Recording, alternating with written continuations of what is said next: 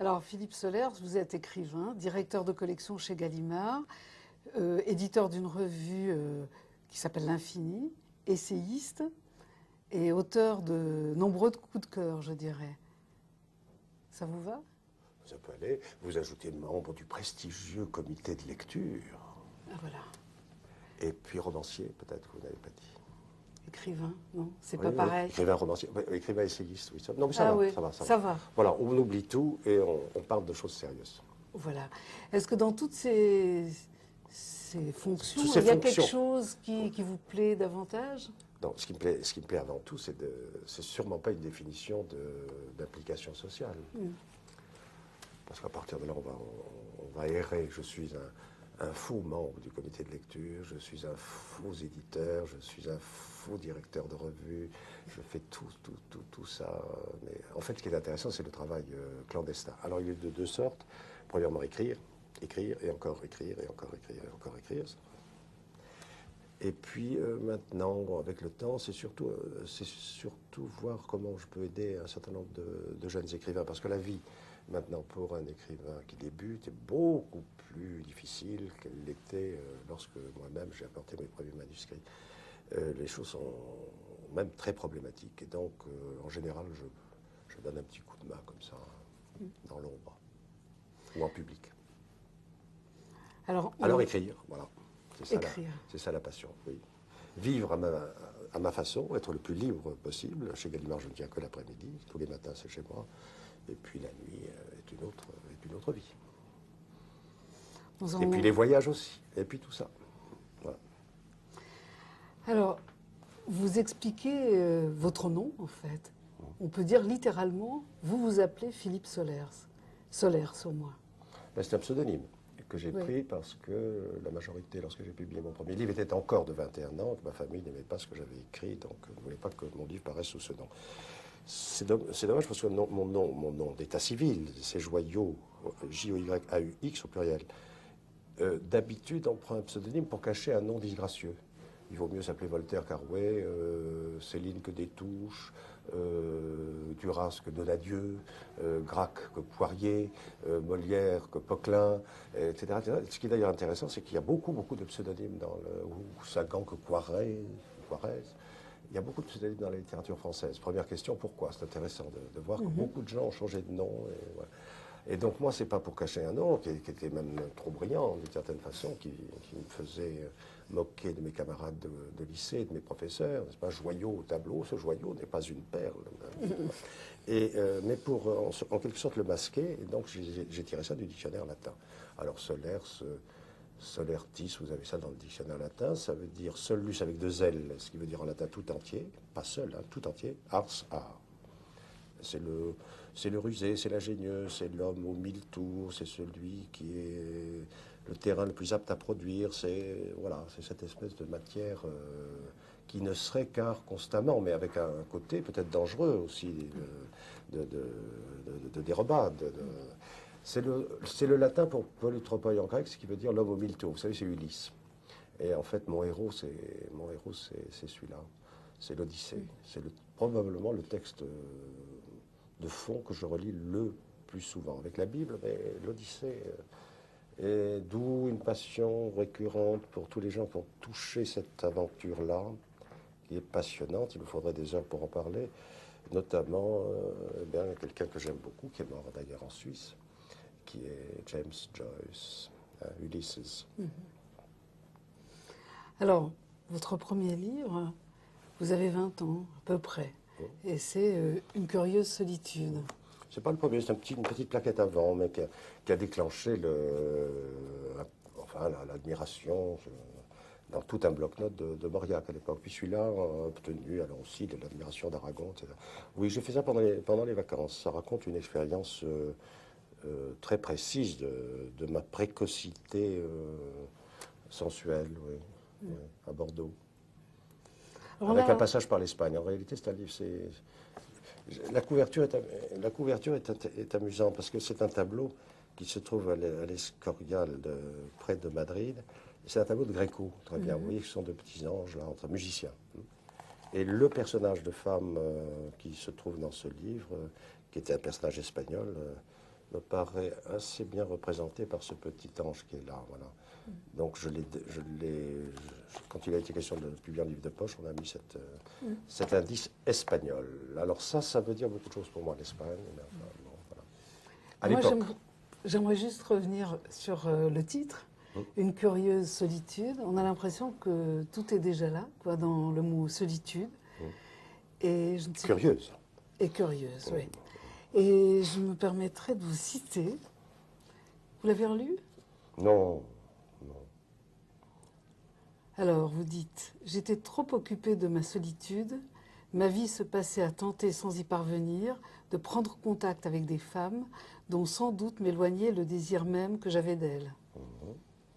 Oui, c'est ça, c'est un livre d'apprentissage, mais qui heureusement trouve un partenaire extrêmement important.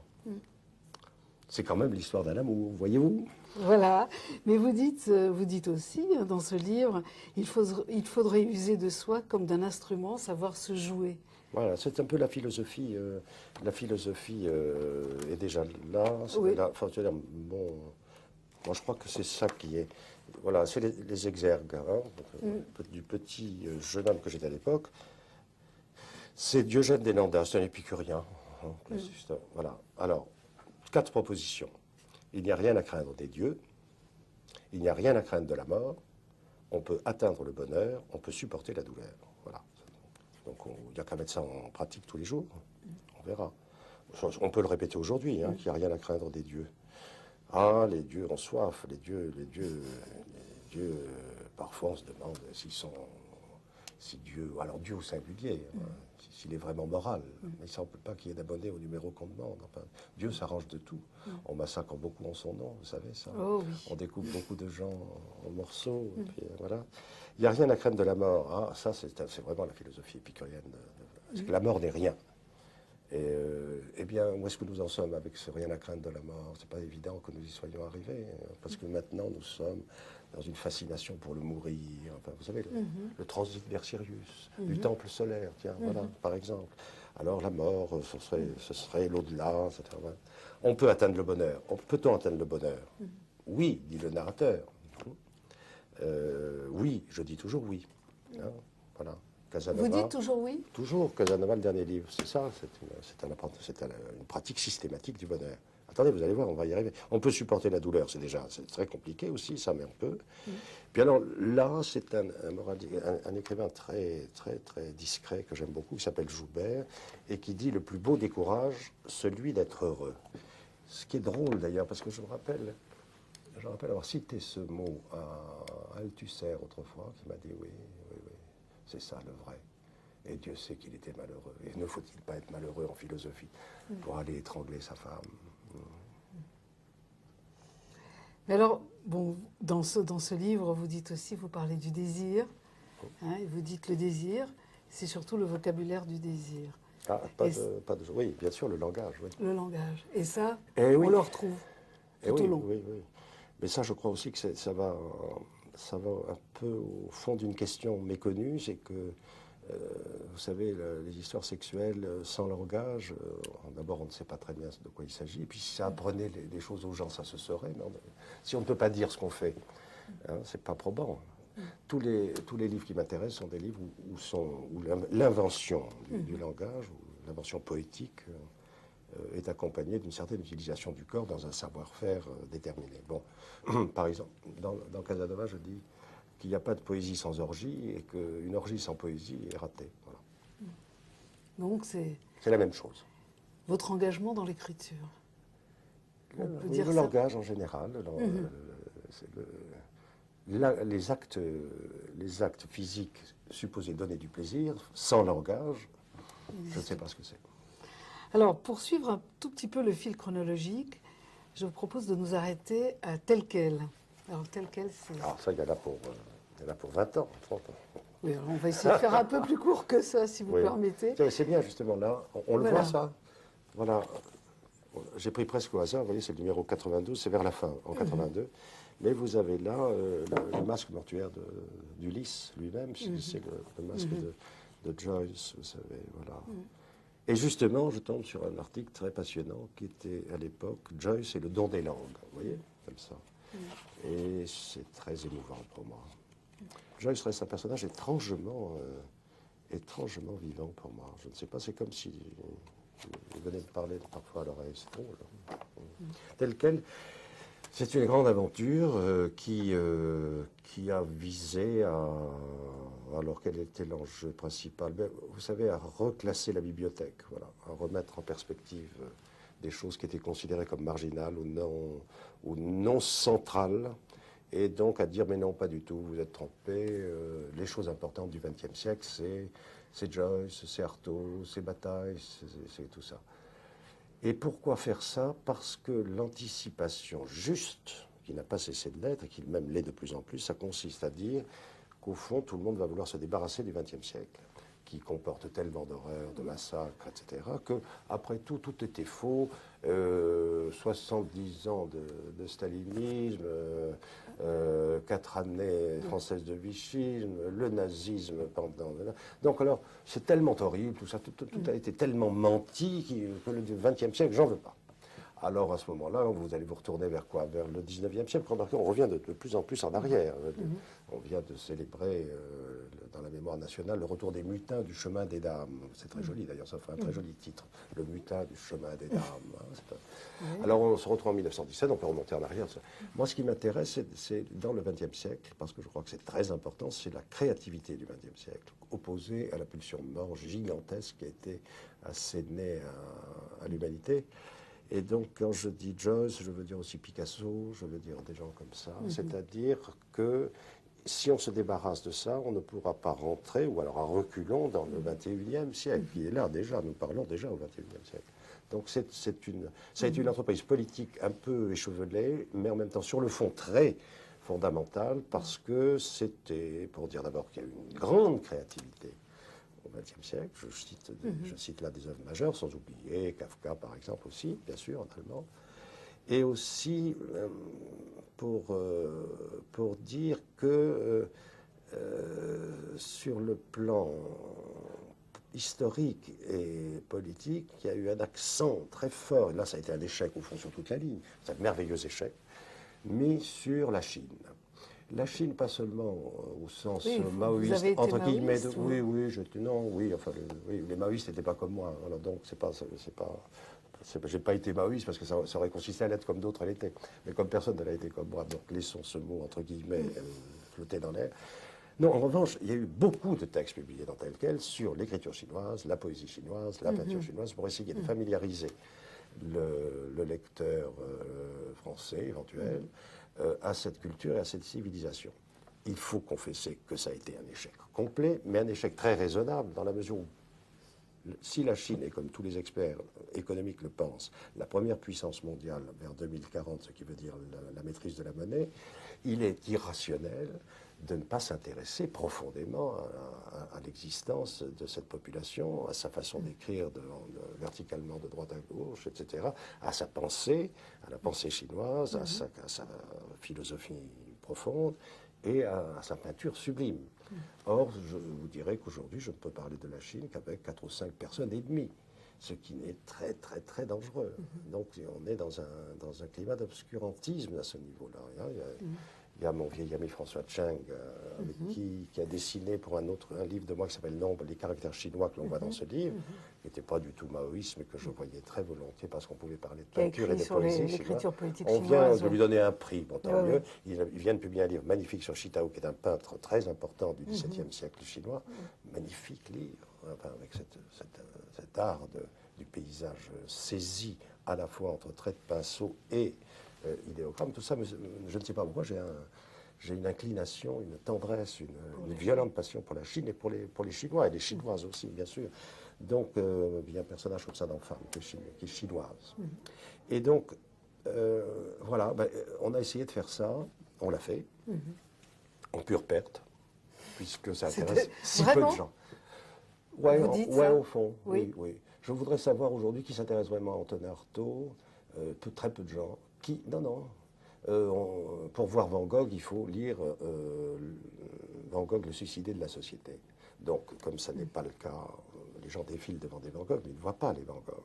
Pour le voir, il faut lire le texte d'Artaud. Vous voyez, c'est parce que la peinture se parle.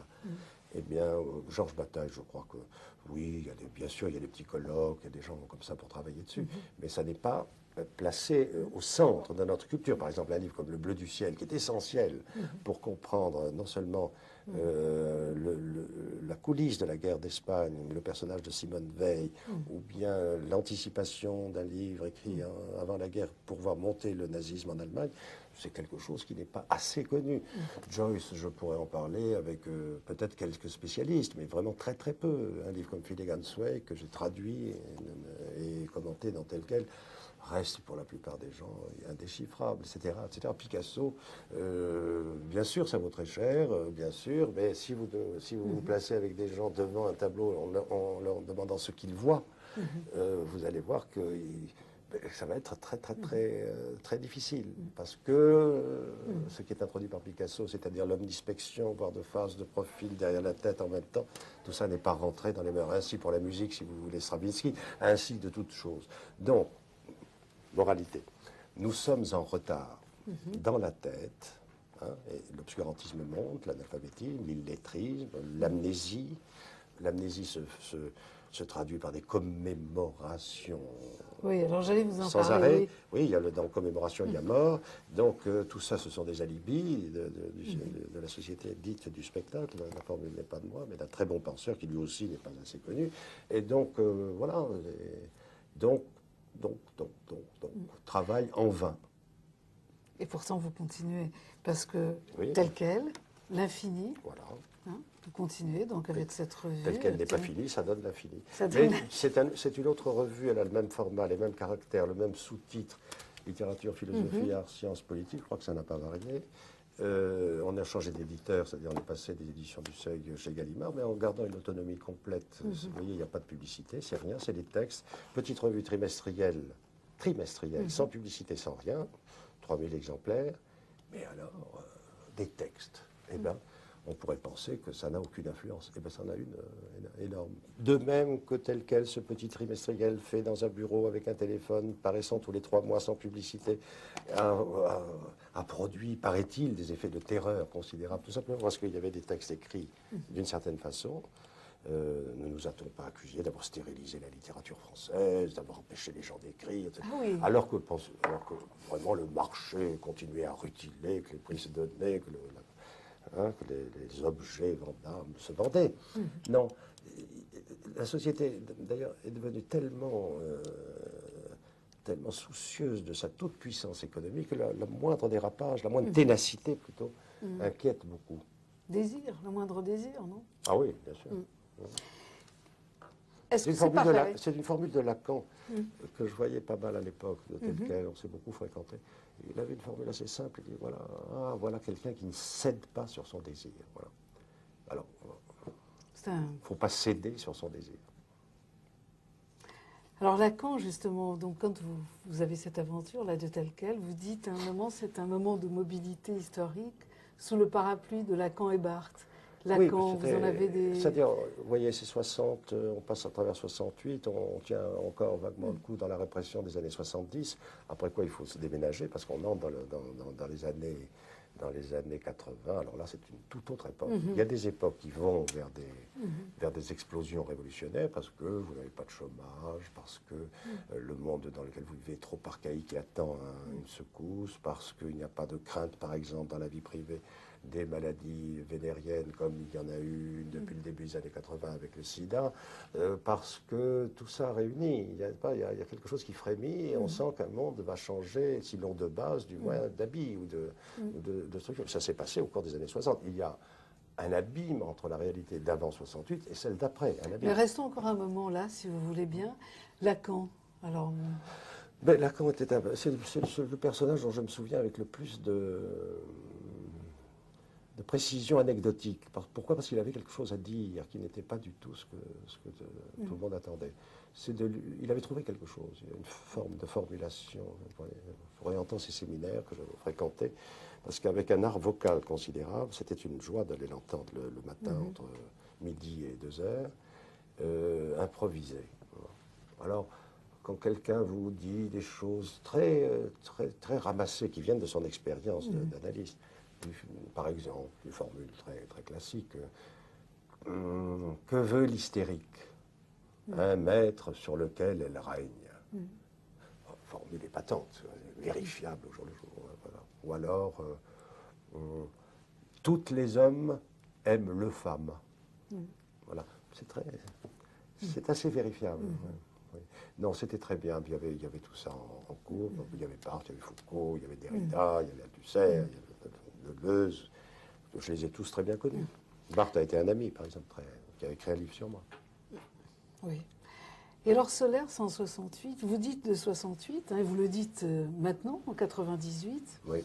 dans la guerre du goût, justement, vous dites il faut que quelqu'un se dévoue pour dire que mai 68 a été avant tout une histoire d'amour. Oui.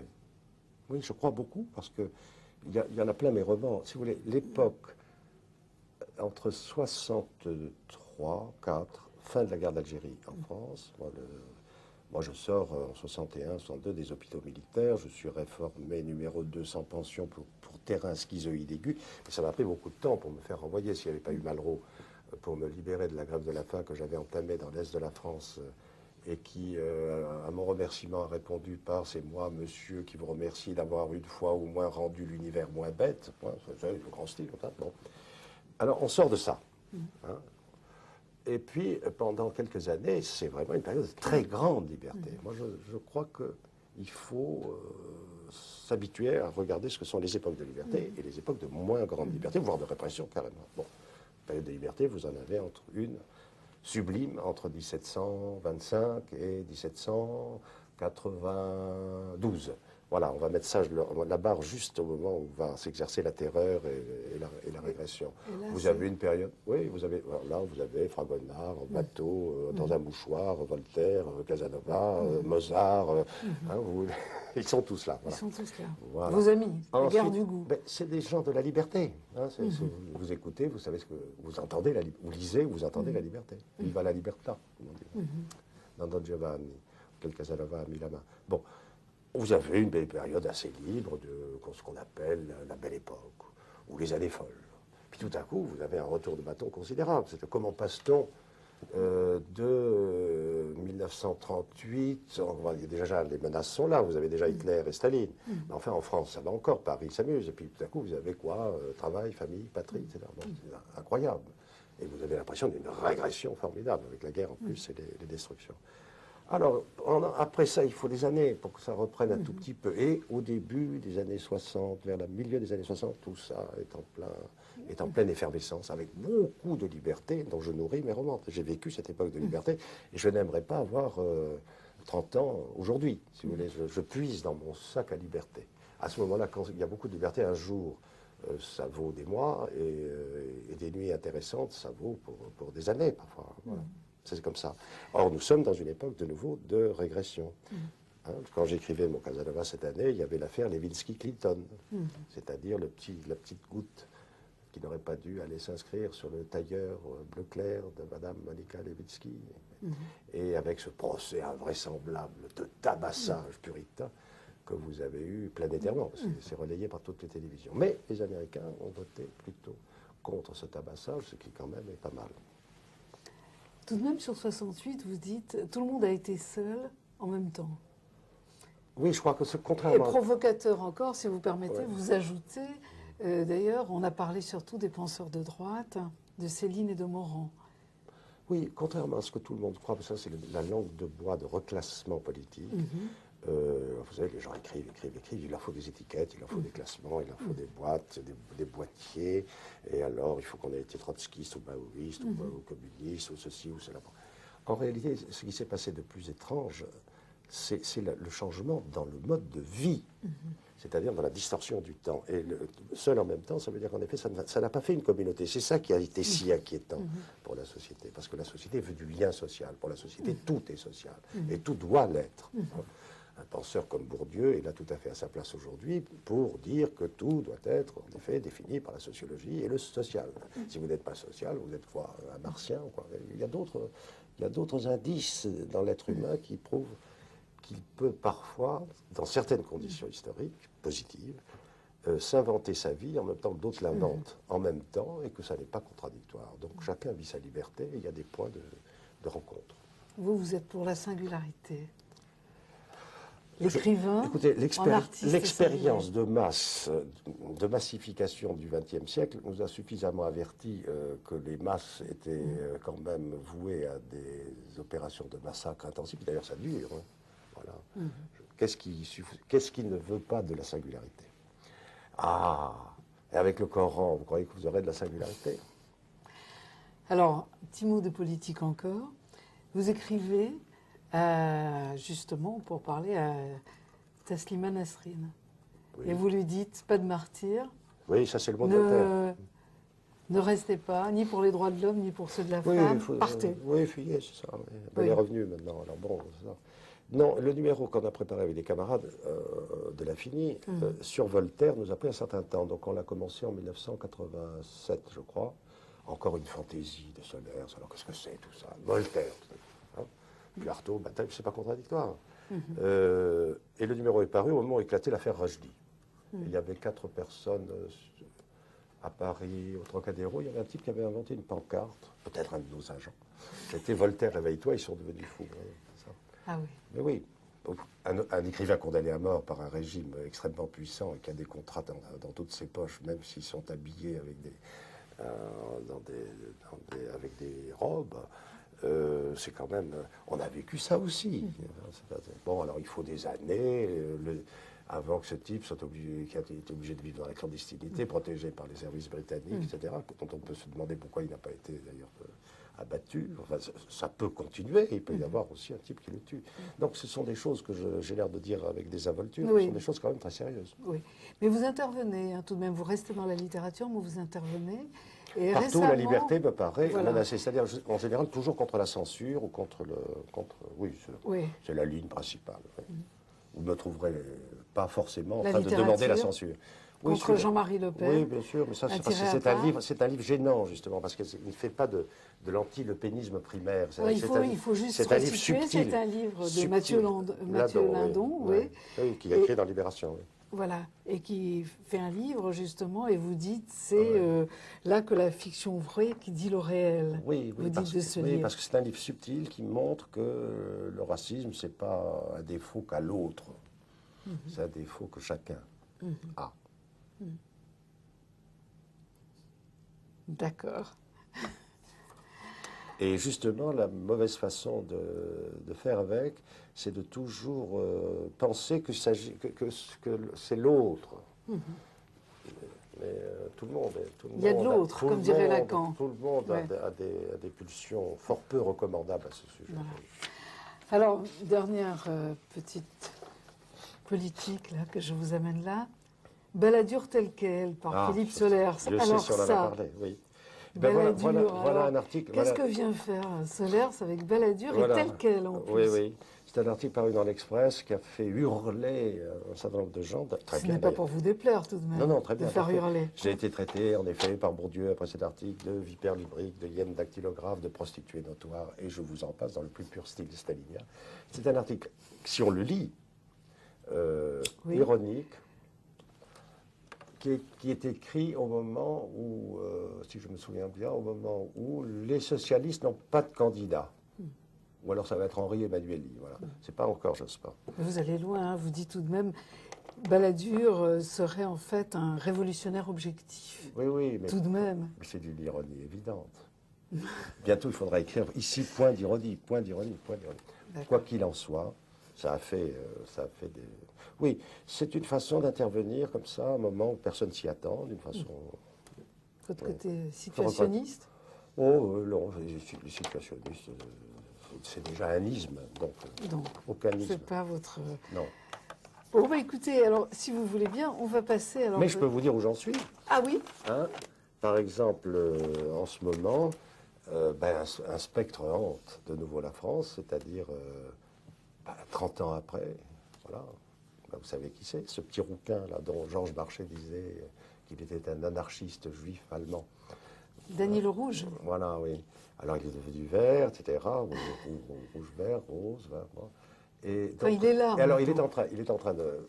Aujourd'hui, on va l'attaquer beaucoup, Ouais. parce que ça va être les élections européennes. Qu'est-ce qu'on fait avec l'euro, etc. Donc, il est en train de produire une effervescence considérable, parce qu'il défend l'Europe, il dit qu'elle devrait être jouissive, il Les défend l'euro, sans-papiers. etc. Les sans-papiers en même temps. Tout ça, tout ça. Et en même temps, il est en train de ringardiser toute la classe politique, tout simplement par son talent, issu d'où? De quelle vague? Mais De 68. l'esprit 60, bien sûr. Ouais. Comme quoi, c'est difficile d'en finir. Ça reste. D'en finir. Ouais. Ah, ouais. On n'en finit jamais. C'est l'infini. C'est l'infini. Alors, Philippe Solers, on va tout de même parler de littérature. Enfin, remarquez, on en a parlé déjà un peu. Mais à mon avis, on ne parle que de ça, parce que je dois avoir une façon de m'exprimer qui est tellement peu politique ou sociologique, etc., que nous faisons en ce moment de la littérature. C'est la façon qu'a la littérature de voir ce qui se passe. Voilà. J'ai passé mon année, je vais publier ça dans février ou mars, à tenir mon journal de façon systématique, parce qu'il y a une collection aux éditions du Seuil, me voilà redonnant un livre au Seuil. C'est donc ouais. Et donc, C'est quoi, hein, c'est comme ça c'est une petite courbe, comme ça je repasse. Gallimard, Par là, le Seuil, oui, le puis Seuil je Gallimard. reviens. Oui, ça. Et ça a été une expérience très intéressante. Parce que d'abord, on oublie énormément de choses. Et donc, le fait de noter chaque jour à la fois ce qui vous arrive à vous et ce qui est en train d'arriver dans le monde ou dans la société, c'est très passionnant. Et puis de voir comment l'un et l'autre peuvent se regarder, d'une certaine façon. Comme j'aime la Chine, j'ai donné comme titre le nom de l'année du calendrier chinois. Ça va donc s'appeler l'année du tigre. Puis nous sommes dans cette année-là. Et j'en suis donc, vous voyez, au mois de novembre, janvier, février, mars, avril, mai, voilà. Et tenir son journal, c'était vraiment... J'ai des notes toujours, mais pas au jour le jour, comme ça, avec le temps qu'il fait, avec les massacres en Algérie, avec l'affaire Clinton-Lewinsky, vue par un écrivain. La littérature, c'est ça, c'est la façon de regarder d'un autre point de vue. C'est pour ça que un petit article sur Balladur, sur n'importe quoi d'autre, chaque fois peut faire irrelevant, comme on dit en anglais, hein, c'est-à-dire insolite, pas cadré a priori. C'est ça, créer la surprise. C'est pas pour créer la surprise, c'est que c'est le regard lui-même qui, qui est surprenant, puisqu'il est, il est libre, d'une certaine façon. Voilà. Donc un regard libre, c'est jamais attendu, par définition. C'est comme les peintres, ils ne font pas la peinture qu'on attend. Mais alors justement, vous partez toujours un peu en guerre, et d'ailleurs, il y a un livre que vous avez... La guerre de le goût, oui. Voilà, la guerre du goût. Hein. Ouais.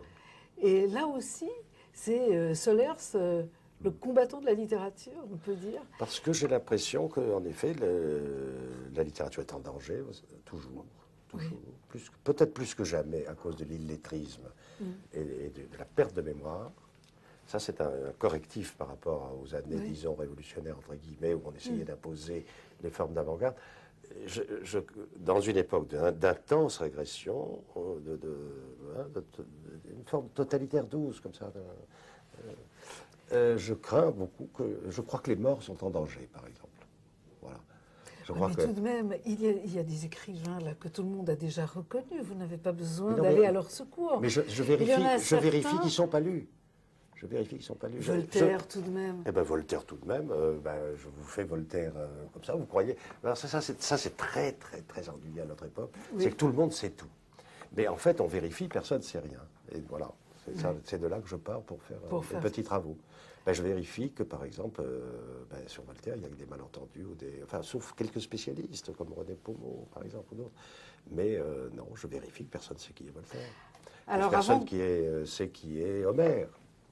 Alors, avant de passer à Casanova, qui est le dernier... Oui, autre mort en danger. Autre mort en danger. On fait quand même une incursion de... Plus vivant que les vivants. Plus vivant. Alors, portrait du joueur, femme, cœur absolu, studio... Oui. Alors on peut s'arrêter à femme? Vous vous y attendiez? Celui-là, il est... Ça, c'est 83, il y a tout ça. Ouais. Et ça, c'est 10 ans, 15 ans de notes. Voilà, et puis, comme votre journal, en fait. Ah oui, mais là, je compose. Hein. Là, je fais un récit, un roman avec des personnages dont on a retenu en général les personnages masculins, mais peu les personnages féminins. Et ça a attiré mon attention, justement. Il y a beaucoup de personnages féminins. Il y a des personnages féminins négatifs ou positifs. C'est une sorte de classement de bilan, 83, après 10 ans de féminisme. Oui, alors dites-nous ça, parce que tout de même, là, on vous a accusé de misogynie, de tout, mais de misogynie en particulier, oui, et c'est vrai qu'il n'y a pas un passage, en fait, où les femmes sont là, elles sont toujours en train de se donner à vous, d'être... Enfin, elles n'ont finalement là de personnalité ou que dans une espèce d'abandon à l'homme. Enfin, ça dépend, non, elles sont hostiles aussi. Je vous dis, c'est un classement. Il y a les négatives, il y a les positives. et pourquoi alors ce classement? Les négatives ont la tête farcie d'idéologie. Oui. Hein, et les positives sont, par exemple, elles sont musiciennes, ou elles sont un peu en dehors de cette... Non, parce que l'époque méritait, le livre est tombé à pic, il a eu beaucoup de succès. Pourquoi? Parce qu'il disait quelque chose, un peu comme Houellebecq aujourd'hui vous tombe à pic parce qu'il vous fait le récit de la misère sexuelle à laquelle est arrivé 15 ans, 20 ans d'effondrement, le diagnostic, peu importe de donner la cause. Ce qui est intéressant, c'est la bonne photographie. Bon, alors ce livre-là arrivait à pic aussi, à ce moment-là, parce qu'il faisait le tri dans tout ce qui venait d'avoir lieu. Et par exemple, le mouvement féministe, qui était certes totalement nécessaire en fonction des problèmes de contraception, d'avortement, de patati, patata, etc., s'est retourné précisément à la fin des années 70 en mouvement puritain. C'est-à-dire en mouvement de répression, c'est-à-dire comme un peu sur le même modèle. Vous savez, le prolétariat, au début, c'est une idée magnifique. Oui. L'émancipation socialiste, c'est formidable. Qui ne serait pas d'accord avec le fait de rejoindre ce mouvement émancipateur de liberté et de libération? Puis tout à coup, vous avez Staline et vous avez le goulag. Alors c'est ça qui est intéressant dans l'histoire, c'est de voir comment les projets les plus généreux, les plus nécessaires, les plus fondés, se retournent et donnent lieu à une répression au lieu de donner quelque chose de libertaire. C'est pour ça que j'ai écrit ce livre. Et dans ce livre, vous avez en effet pas seulement des portraits d'hommes, mais des portraits de femmes qui sont parfois extrêmement négatifs, parce que je vois arriver un nouveau clergé, un nouveau clergé répressif, ou alors des portraits de femmes extraordinairement positifs. Je vous dis, on a très peu parlé des personnages de femmes positives. Donc ça s'achève par un concert donné par une claveciniste à Venise. Il y a une chinoise merveilleuse. Il y a un personnage central qui s'appelle Sid, c'est un beau prénom, avec lequel le narrateur a des rapports absolument idylliques. Et de temps en temps, il a au contraire des rapports extrêmement difficiles, très agressifs. Voilà. Donc il y a le noir et le blanc. Alors c'est possible, en fait, le bonheur avec les femmes, parce qu'en fait, déjà dans Une curieuse solitude, vous avez l'air de dire que c'était pas bien sûr, c'est possible, sauf que... Parce qu'on se demande ce que vous leur voulez, là, aux femmes, dans ce livre-là. C'est vrai, c'est-à-dire, on se dit, mais bon... Si m'entretenir avec elles. Oui, mais... bon, bah, écoutez... je veux plutôt que leur liberté qui garantit la mienne. Mais il est assez répétitif tout de même, ce narrateur, dans ses aventures. Il est, disons, il est quand même soumis pas mal à la répétition, non? Il a tout le temps des aventures. On a l'impression que ces femmes se ressemblent un peu. Pas du tout. Non, elles sont très différentes les unes des autres. C'est lui qui reste le même, oui, forcément. Après tout, la version masculine des faits est aussi intéressante que la version féminine. Parce qu'après la sortie de Femmes, on m'a dit, mais il faudrait avoir le point de vue des femmes. Mais alors, elles n'ont qu'à l'écrire. D'ailleurs, elles écrivent. Alors qu'elles écrivent leur version des faits. Mais je ne vois pas pourquoi la version masculine serait interdite. Ou alors faut-il faire taire les hommes et qu'ils deviennent des mammifères domestiques? On va laisser il y a un plan. Vous savez, il y a un complot que je dénonce dans Femmes. Voilà. Ah oui, c'est ça, hein. Là, c'est une nouvelle. Eh bien, c'est un complot qui peut exister tout à fait, dont nous avons les possibilités techniques. C'est-à-dire que l'homme devienne enfin un mammifère domestique. D'ailleurs, les hommes sont très déprimés, alors que les femmes vont bien en général. Plutôt. Vous n'avez pas l'air tellement déprimé tout de même. Ah non, mais, mais je vous ai dit que je ne me considérais pas comme un homme. Ou alors vous connaissez le mot fameux de Lacan, très gênant. On est hétérosexuel quand on aime les femmes, qu'on soit un homme ou une femme. Et souvent, je dis aux femmes, mais nous n'avons pas les mêmes goûts. Vous aimez les hommes, pas moi. Ou alors, si vous changiez de sexe, vous aimeriez quoi? Les hommes ou les femmes? Répondez, vite. Attention. C'est très difficile. Non. Mais vous êtes ainsi sur ça. Ce qu'il y a, c'est ça. Si vous répondez les hommes, vous devenez homosexuel. Oui. Mal. Oui. Alors, donc, on a avec Casanova. Alors là aussi. Alors là, vous partez encore en guerre. Casanova, on ne le connaît pas, dites-vous. Écoutez, alors, vous êtes là. Je pose des questions. Voilà, alors... Je pose des questions sensées. Pourquoi avoir attendu 2 siècles pour que le manuscrit original soit publié? Pourquoi ce livre est-il écrit ces mémoires sont-ils écrits en français et que tout le monde semble l'ignorer? Je fais de l'histoire. Madame Giroud a écrit un article pour dire non, ce Casanova n'est pas admirable, c'est un farceur qui abuse les femmes, etc. Et attention, attention, fillette, c'est comme la mère supérieure qui avait retiré son couvent brusquement. Il faut faire très attention à ce bonhomme. Et elle ne s'en rend pas compte que les jeunes religieuses pouffent de rire en l'écoutant. Voilà. Donc, moi, voilà ma conviction. Je vais vous dire quelle est ma conviction. Allez-y. La force de refoulement, de censure est constante dans l'histoire de l'humanité. Il y a des périodes de plus ou moins grande liberté. C'est tout. Le clergé prend tel ou tel habit selon les époques.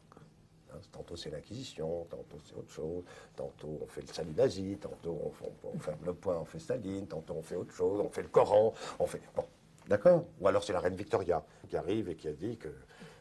il faut que tout le monde se tienne tranquille. Puis vous avez Freud qui fait le diagnostic à la fin du 19e siècle, très fatigué de ce siècle de refoulement, très fatigué, Freud héroïque. Il ne fallait plus rien faire. Voilà, il faut se tenir tranquille. Le sexe, c'était le souffle, la tête aux bonnes mères. Oh, ben vous savez, Baudelaire et Flaubert ne sont pas amusés avec leur procès. Moi, je peux vous montrer ce que c'est que le 19e siècle, au fond. Et puis ensuite, vous avez les grands massacres. Et puis, qui ne demandent qu'à continuer. Alors, je vous dis, la force de refoulement est constante. Il faudrait s'habituer à penser ça. Et de temps en temps, vous avez des efforts vers des situations plus favorables. Vous avez Mozart, pas très longtemps, oh là là. Mais voilà, ou Casanova. Ils se sont connus à Prague en 1787. Ça, vous aimez bien. Vous imaginez les rencontres entre les écrivains. Je les spécifie. Voilà. Et vous suivez, en fait, vous allez à la trace derrière Casanova. Vous avez fait le voyage. Et quel immense roman, Casanova. Cette photo est rarement prise. Il est enterré en Tchécoslovaquie, en Bohème. Voilà, c'est là, quelque part, qu'il y a ses ossements. Alors, il est enterré en allemand. Vous remarquez, Jacob, Casanova, Venedig. C'est de l'allemand. Pourquoi est-il enterré en allemand? C'est un petit roman policier. Je demande qu'on fouille, qu'on retrouve des ossements de Casanova, qui est un personnage réel.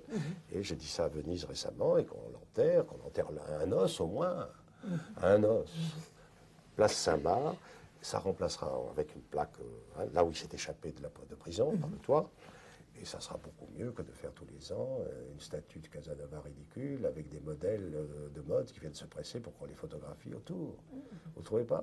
C'est donc très polémique, en effet. Eh bien, c'est une guerre. Voilà. Alors, polémique. Alors, Cézanne. Parlez-moi de Cézanne, parce que vous en parlez tellement bien. Cézanne, c'est comme Picasso, Bacon, c'est les livres que j'ai fait, ou Fragonard. Oui. Ce sont des gens qui ont vécu une expérience absolument singulière, solitaire. C'est comme voilà, Van Gogh. De nouveau, Personne ne voulait entendre parler de Cézanne. Ça n'est pas parce qu'on remplace ça par des ventes où un tableau de Cézanne vaut très cher, l'argent couvrant le problème, qu'on change le fait d'entrer ou pas dans l'expérience fondamentale physique de changement de perception du monde que recèlent des gens comme Cézanne, Picasso, Bacon, ou même Fragonard. Il n'y a pas de contradiction. Ce sont des expériences extraordinairement singulières. Je suis pour que l'individu soit poussé jusqu'à ses extrêmes limites de singularité. Ce n'est pas vrai que la société de son temps attendait Cézanne. Elle s'en est défendue, becs et ongles. Et nous, notre hypocrisie, consiste à dire, mais Cézanne, bien sûr, mais oui, mais mettez donc quelqu'un devant un Cézanne et dites-moi ce que vous êtes en train de vivre chez les grandes baigneuses. Qu'est-ce que c'est que ça? Oui. Voilà. De quoi s'agit-il? Qu'est-ce qu'il a voulu faire? Qu'est-ce que c'est que ces femmes groupées? Que sont-elles en train de faire ensemble là? Pourquoi ces arbres sont comme ça? Pourquoi la perspective est plus ou moins transformée par cette vision? C'est tout ça qui m'intéresse. C'est comme Picasso. Tout le monde connaît Picasso. Mais non, c'est pas vrai. Mais ce que vous dites la peinture est, en fait... Les gens croient que la peinture est une image. Oui. Or, ce n'est pas une image. La meilleure anecdote que je peux vous raconter, c'est une exposition magistrale du Titien qui avait lieu à Venise. Il y avait des grands tableaux très hauts, très larges, que les Japonais passaient, photographiaient avec beaucoup de... Ils passaient devant, ils photographiaient déjà les tableaux. Ils ne les regardaient pas, ils les photographiaient. Et les gens passaient devant les tableaux, mais genre, comme ça. En fait, ils se réunissaient tous à la sortie de l'exposition pour regarder le film dans un écran de télévision sur l'exposition. Il n'avait pas vu les tableaux, il voyait le film sur les tableaux. Mais ce n'est pas du tout la même chose. Vous entrez dans un tableau avec votre corps. Vous n'êtes pas là en train de regarder l'image à la télévision. C'est ça, et vous dites, là, dans ce livre, vous racontez, vous allez au musée Picasso, vous regardez les Cézanne. Mais oui, il faudrait dormir avec la peinture. Il faudrait dormir. Moi, mon rêve, c'est ça, c'est de dormir dans les musées, de vivre avec. Il faudrait avoir des... J'ai pas les moyens, mais enfin, il faudrait dormir avec un Picasso, se réveiller avec un Picasso. J'ai un petit calendrier dans ma salle de bain. Oui, un petit calendrier Picasso. Ce sont des minuscules reproductions de rien du tout, misérables. Alors chaque mois, il y a une nouvelle image, photographie, il n'y a pas la dimension, il n'y a rien.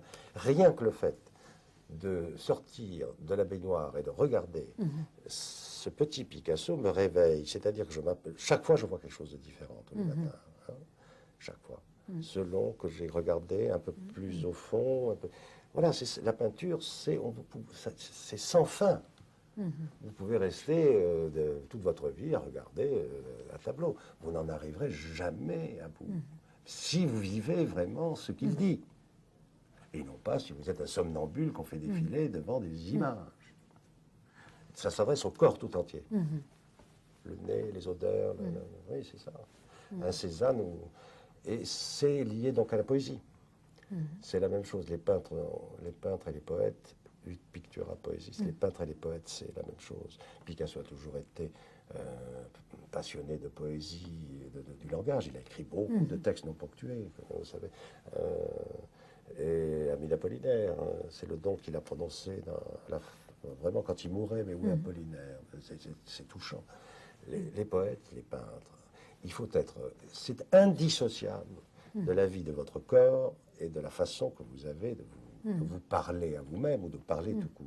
Voilà. C'est ça qu'il faut comprendre. Eh bien, on transforme les tableaux en images, ou alors, vous savez ce qu'il disait Warhol, vous n'achetez pas de l'art, vous achetez de l'argent avec de l'art. Enfin, c'est ça. Ou alors, vous voyez un dessin humoristique qui m'a toujours fait rire, c'est un type qui est assis devant son coffre-fort fermé. Et derrière, il y a une dame qui demande à l'autre qu'est-ce qu'il est en train de faire. Et il regarde son Van Gogh. Voilà. On a envie de vous poser la question que pose en général Pivot à la fin de ses entretiens. Après votre mort, vous aimeriez entendre Dieu vous dire ? Je n'existe que dans la vie, dirait Dieu. Donc, il ne conclurait pas que je suis mort. Ou alors, il n'a rien à me dire si je suis mort. C'est aussi la phrase que vous mettez à la fin dans La guerre du goût pour Voltaire. Hein. Oh, elle est merveilleuse, celle-là. C'est une lettre à, je ne sais plus, à une femme, je ne sais plus. Oh, c'est merveilleux. Oui, Ou à la fin, il dit... On a essayé de m'enterrer, mais j'ai esquivé. Bonsoir. Ça vous va? Oh, c'est pas tant. Merci Philippe Solers.